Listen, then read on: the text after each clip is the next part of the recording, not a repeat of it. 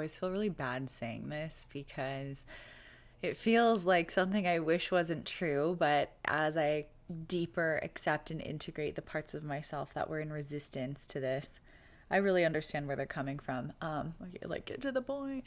I, for my whole life, was just not a girl's girl at all. In fact, I really just wanted to be one of the boys because being one of the boys felt safer. And we all know why. I mean, there's a lot of patriarchy in our society and many societies, and it makes us as women feel like we need to reject ourselves. And not every woman, a lot of women are out here trekking it, doing pretty good. And to be honest, I would like to say that I'm one of those women now. And I don't feel like a victim because I decided to shift my own internal patriarchy, noticing the things that I was actually perpetuating. And once I did that shadowy, tough work to admit to myself that I was also the problem and the problem for myself, most importantly, that I was able to be free again and finally just, yeah, be free to be me, be free to be a girl, be free to be a woman, be free to be in my feminine and integrate all these different pieces and parts of me. So, little backstory, I grew up on the road with a bunch of boys, and it was not really an option to be safe as a girl. The options that I had seen is a girl who is a lot like one of the boys. So that was option one. Or option two was to pretty much be like an object. And I think I found from a very young age I didn't want to be an object. Plus, even the women in my life and the men were all being like, these are objects. You don't want to be like that. But then still perpetuating the same culture. So do as I say, not as I do. And that was extremely confusing for a young girl to be in that environment. And I'll probably go into this more in detail when I feel, I don't know, safer to. But long story short, I felt so just not at ease about being a woman. And I felt like, okay, what I did pick up is that I needed to be beautiful. I needed to be sexy. I needed to be nice. I needed to please others. I needed to stay out of the way. I needed to contort myself to a man or whoever was in power, usually a man. And that was the way that I would survive. And that is the way that I survived my childhood. And I did a pretty good job. I did a pretty good job being loved and liked and appreciated and praised and all of the things, throwing my needs out the window, being so empathetic to everybody else, and just being pretty. And that's it. And I followed that trajectory straight into the fashion industry and the beauty industry, and I became certified to do makeup when I was in only 8th grade, and I thought that's where I wanted to go because that just felt comfortable. And also I found I was able to express myself through beauty. I was able to express myself through clothes and makeup and things like that, where I didn't feel I really had a voice or a space, but at least I could express who I was through how I was dressing. And to be honest, I still think that's a beautiful, beautiful thing, that we can be our own moving, walking art in just the way that we appear and how we dress ourselves, how we adorn ourselves in some ways. And in some ways, that is a very feminine expression. I don't think there's any shame in that. I also don't think that there's shame if you don't care about that. Like, go off, whatever is true for you. But for me, that was my safe space to be me and to show who I really was. Anyways, I found out through the two industries, fashion and beauty, that I thought were gonna be my thing, that I also was still sort of contorting to this mold in society. And I'll never forget sketching in class, and we would draw, I was in fashion school, and we would draw the fashion figure. And our teacher would come over with a piece of tracing paper and literally make the body leaner and taller and just draw right over any curves or anything. There was literally one mold. They call it the 9-head figure. And it needs to be this skinny, long thing. And of course, we have all seen this in the fashion industry. And I know it's getting better, thank goodness. But even just 10 years ago when this was for me, it was just so sad and awful to see that this is the way that beauty is expressed. It has to look like this. So of course that got in my head, and I had struggled with eating disorders and body dysmorphia for many years as a result of the entertainment industry that my parents were in and that whole thing about women being objects. And then of course we also had the fashion industry, which ended up being the path I went down, and beauty, and both of those just making it even worse. And suddenly I came to a breaking point and I was like, dude, I do not want to be a part of this. Also, fashion was so unethical. I mean, it still is in many ways, but I felt like I was hitting so many walls in how to do it ethically and sustainably, and the school wasn't teaching that, and I just felt so disheartened.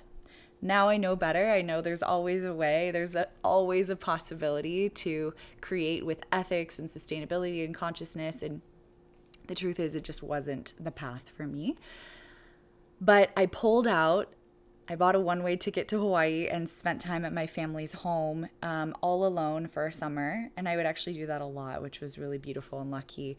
But I really found myself just taking care of me and unplugging from this whole world of what women should be, and just started foraging in the jungle barefoot, creating beautiful elixirs and potions for my body, for my healing, for my health, for beauty, but ultimately for taking care of me. And beauty isn't something that I don't think we need to feel ashamed of. I think beauty is a beautiful thing. I think of beauty as when you go into a public restroom and it's just disgusting in there and you tidy it up for the next person. Like, you're literally leaving beauty wherever you go. I think of beauty as lighting a candle in your space or lighting incense for the beautiful smell. I think of beauty as tending to your garden, planting flowers, or having flowers in your home. I think of beauty as putting on something that makes you feel beautiful. And it doesn't mean there's a certain mold, right? It's just what makes you feel beautiful. That's beauty. And beauty is an action, and beauty is an expression. So for me, I've gotten way clearer on defining what beauty means to me.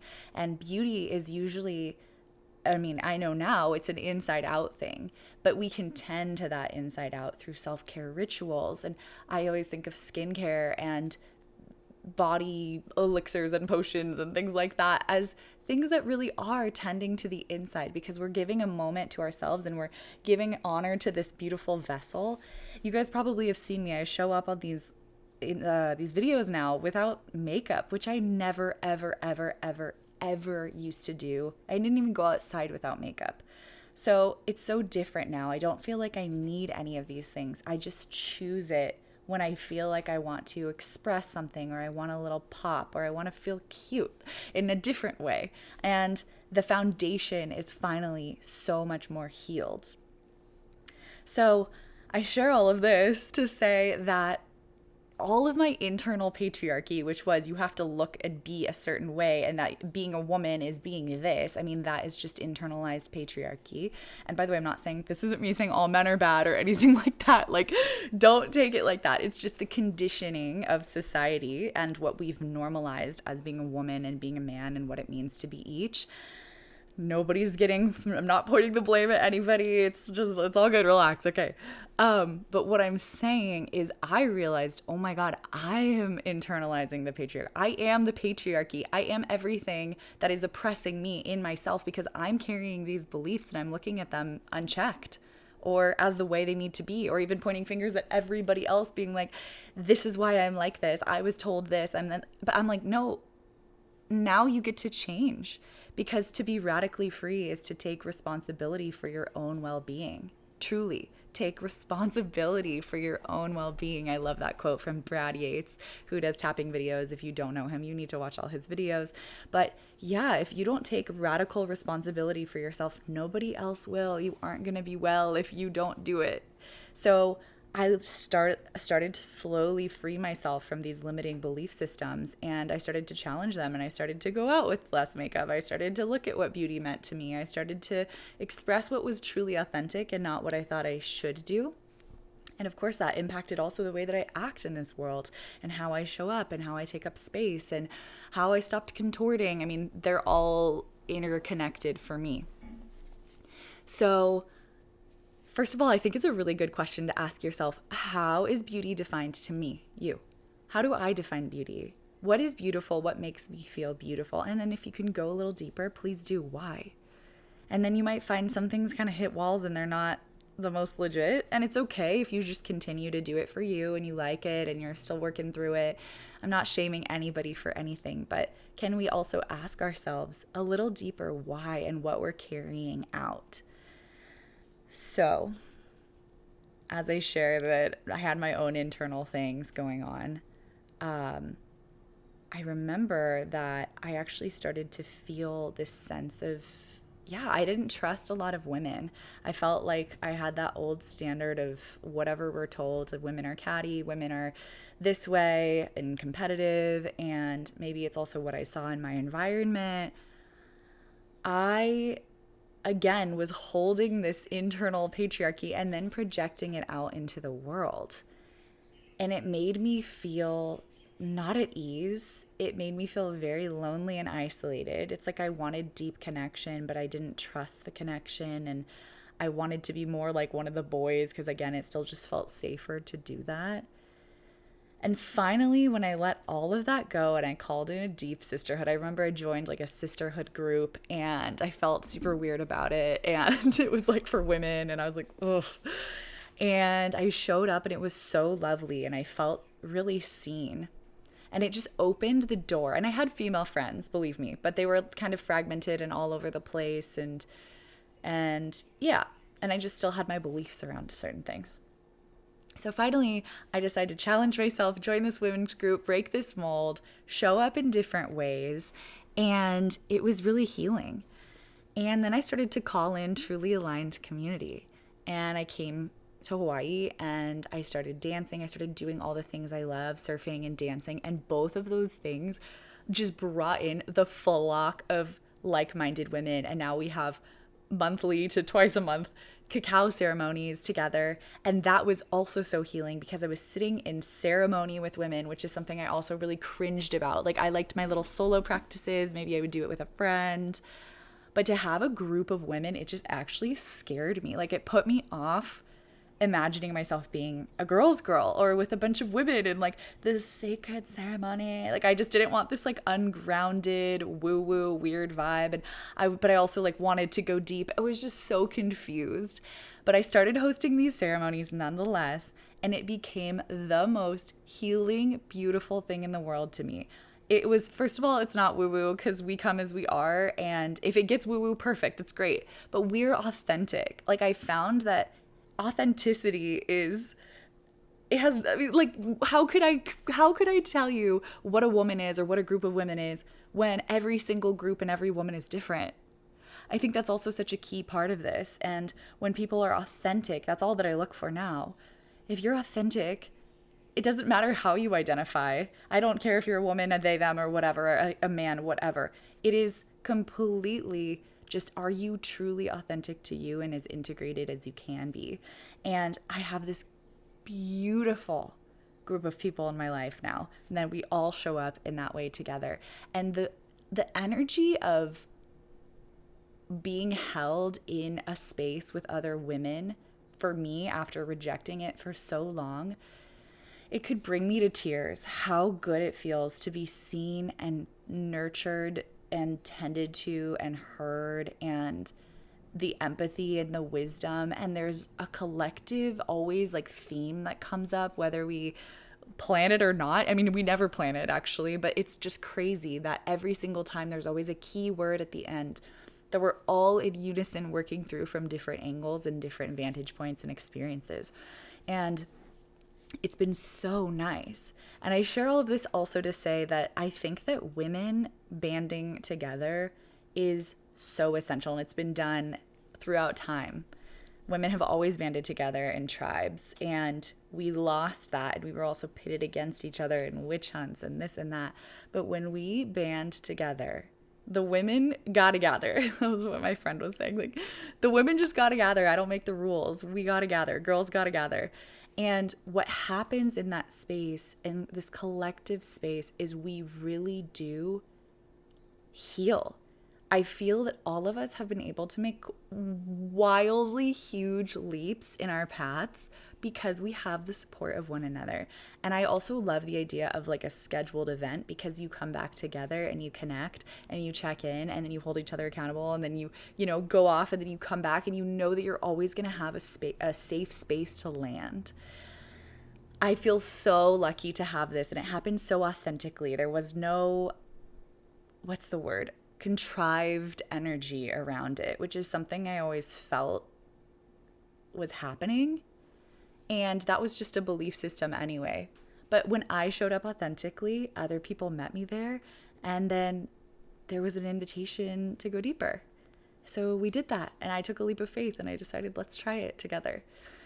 And I just want to say that when you find your women, especially like you as a woman, and men too, banding together with men, it is so healing. Because I think we all have these weird beliefs about ourselves and about each other. They're always really about ourselves, and we project them onto others, especially our own gender or whatever, like our sisters, our brothers. Like, we feel that that's the same. If we were taught that, it's just the truth, and it's just not.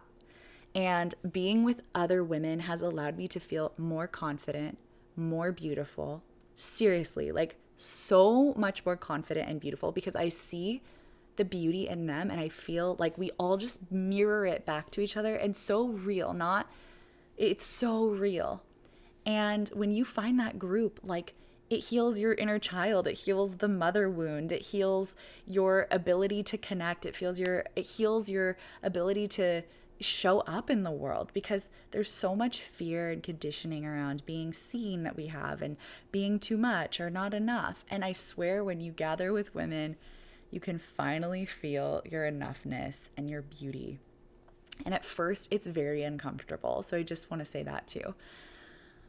Oh, it took me many, many, many ceremonies of journaling. Why am I so uncomfortable? Why can't I just surrender? I'd actually get up and leave the space at first, because it was too hard for me to sit with the other women and not feel like I couldn't regulate myself around them. I felt so not at ease that as soon as we went into silence, which is how we do our cacaos, we like sit and we talk for a little, and then I lead a meditation usually, or somebody else leads, and then we go into silence. And as soon as silence hit, I was like, I'm out of here. I took my journal and I'd blast out. And I remember maybe like the fourth or fifth time, I finally was like, I'm gonna stay.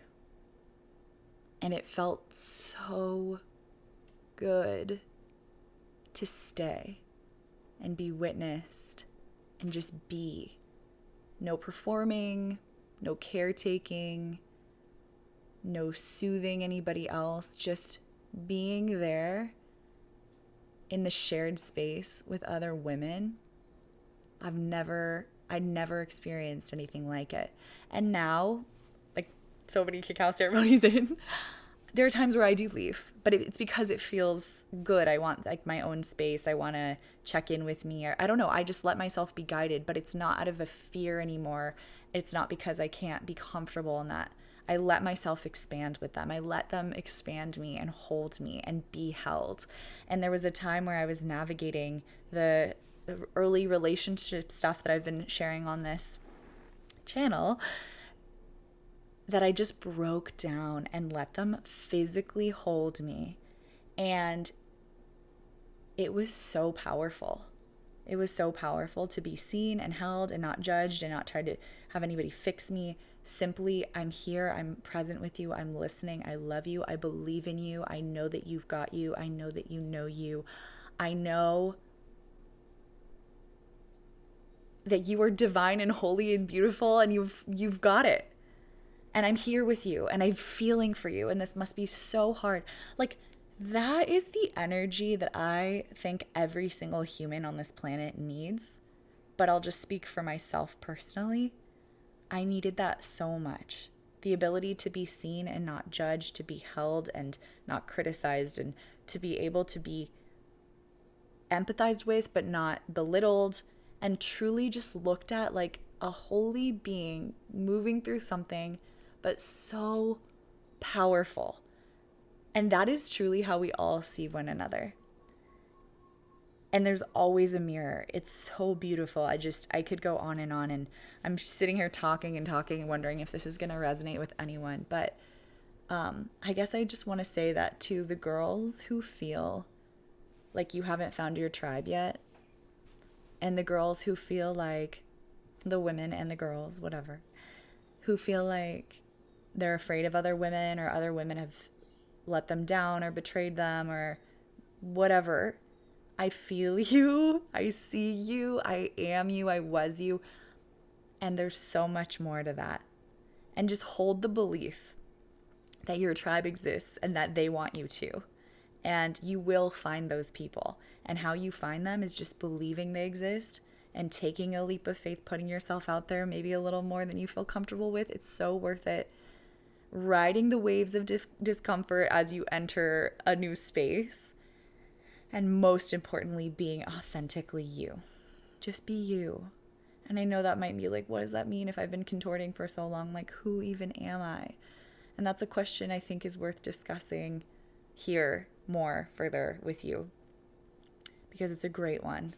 And it's a journey of self-study and self-understanding and holding your line and showing up as you are. And but it's possible. You've got this. Just start with even the things you think are funny, even if you think you're going to get rejected for it, or the thoughts you might have, the visions you might have, even though you're afraid of that. The way you move your body, be playful. How do you play?